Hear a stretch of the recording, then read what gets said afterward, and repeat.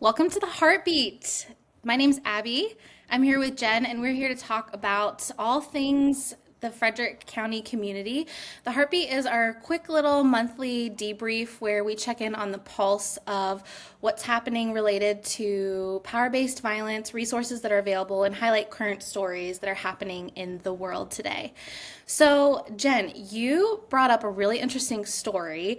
I'd kind of love to hear if you have more details on it. So, apparently, Brown University, in November, they had something called a hackathon where they were challenged to make apps that were for advocating for assisting in the event of domestic violence. Tell me a little bit more about that one. Yeah, it was really interesting. So, one of the apps that they came up with was an app that on the outside looks like a different thing. So, this one in particular looked like a period tracking app. So, for those of you who don't know, there are apps that you can use to track menstrual cycles. And this can be really helpful just to kind of know when to plan around things, Sure. to kind of know if your cycles are regular. So it's the thing that a lot of people with ovaries, with uteruses have on their phone. They like to track these things. Some of us still do old school, little red X on the calendar, but some people really like the apps. And so they're like, let's take something that women and people with ovaries already using, and but let's make it something that they can actually use to be able to reach out for help in the event of domestic violence. Because as we know, if someone is in an abusive relationship, if they are being abused, it can't always be it's not always safe for them to call a hotline or even text like a chat line. So to have something that's hidden, so if someone picks up their phone and is looking at the apps and like, what's your activity, it's just going to look like they're tracking a menstrual cycle. So it's just another way to connect people to resources while also keeping them safe. That's so important. And Brown is also in the news now, tragically, Yeah. because there was just a shooting at Brown University where there were several casualties. And not only that, but earlier this week, there was another shooting in Australia during I Yeah. think it was a Jewish holiday celebration. Yeah, it was to kick off Hanukkah. And so we have, this prevalence of mass gun violence, and it's become sadly so normalized in society. And particularly at Hartley House, we think and act a lot about gun violence because when it comes to domestic violence, that's a big issue. And I know we are kind of going into teaching and doing education on ERPOs for gun violence. And I wonder how, like, Jen, can you give a little bit of like insight on like what is important to know about an Yeah. ERPO and how that can help anyone who may be experiencing domestic violence or how this relates to how these can be useful when it comes to mass gun violence in our society and in our Yeah. world. Well, I think what's interesting, if we go back to this competition that was happening at Brown University, I think if I'm correct, it was actually to help prevent gun violence. And within that context, this team decided to address the issue of domestic violence because we know that guns are used a lot in domestic violence related homicides. I think that particular app was developed for use in Ecuador, a different population, Mhm. but I'm just like, that would be so useful anywhere. I know in the state of Maryland, especially, I think somewhere around 70%, or I think it might be higher, 80% of domestic violence related homicides each year are do involve a handgun. And so when we're looking at, you use the acronym ERPO, and that stands for Extreme Risk Protective Order.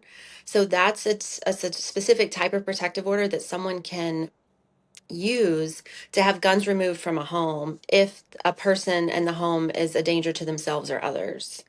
And so this is a way that people who are in abusive relationships can maybe reach out for help so they can feel a little safer.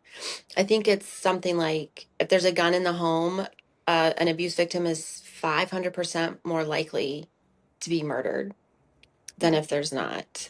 And I apologize if that statistic is incorrect, but it's high. It's a high percentage. Sure. And but the other way in which those extreme risk protective orders can be used is to prevent someone harming themselves with a gun. So it's not about gun control, these protective orders. It's really about creating safer spaces for people in their homes, Mm, whether that be from an abusive relationship or again from someone who might be a harm to themselves. And we could see how this may have been useful in situations in our own country, like at Brown University, for example. Like we still don't know the details of the shooter or their motive or how if they had the gun legally, mhm. but we can look at any number of mass shooting events and the ties sometimes that those mass shooters have to previous like histories of domestic violence, right?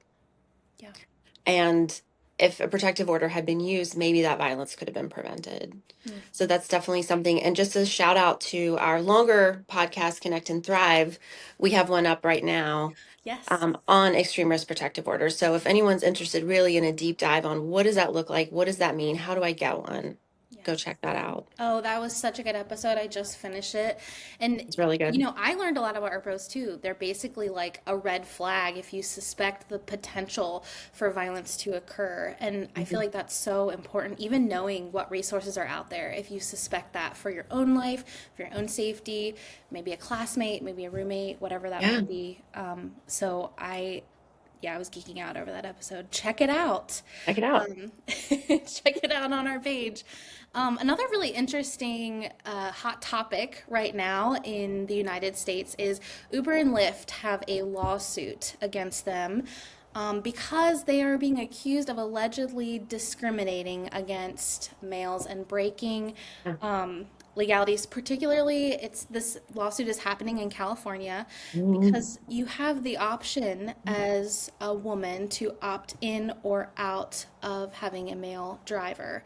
So I did a lot of like watching commentary on this because it's very interesting and there is so much complexity around this idea of how to hold systems and even applications accountable Yeah, when this type of harm is happening in the community where and to back up the reason this lawsuit or the reason this option for female drivers came to be is because the numerous thousands of lawsuits that were coming up against rideshare apps because of sexual harassment claims that people were experiencing when they utilized these apps, yeah, both drivers and passengers.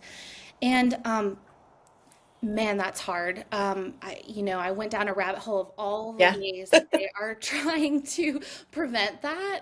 How does one feel safe? And so, this idea of like, we're going to give passengers, users, customers of Uber or Lyft the option to select a female driver was coming out of the vein of, someone might want a female gynecologist over right. a male a gynecologist or anything else in society where we have that option to opt into what we're most comfortable. Yeah, But the lawsuit came about because the overwhelming majority of Lyft and Uber drivers are males, and our so men, right? feeling like Yeah, they're losing out on business because there's this option. Now, this is a really interesting, Jen, you said you have Uber or Lyft app. I do not, but yeah, an interesting little bit about it was if you identify as a female who is opening the rideshare app to select and purchase a ride,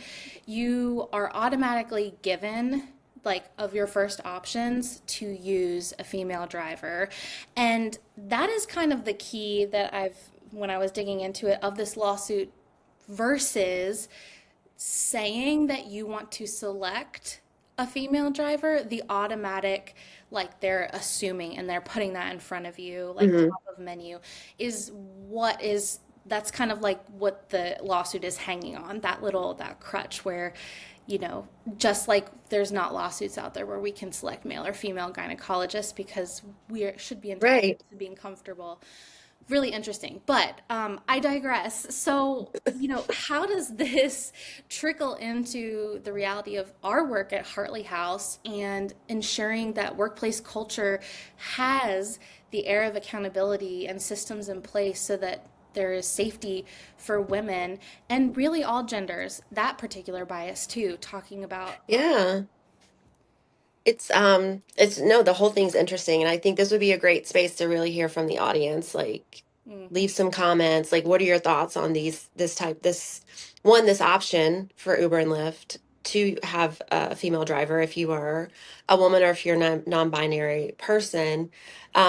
But also, like, does this lawsuit stand up? Like, does it make sense? I think I think a lot of people would argue in an industry where there are probably like significantly high rates of sexual harassment and even assault from like drivers towards passengers, doesn't make sense to put these extra safety features in place. And I know Uber's done other safety features over the years too, of the driver has to have your name, there's like a code, there's these other things just to make sure the person picking you up is who they say they are.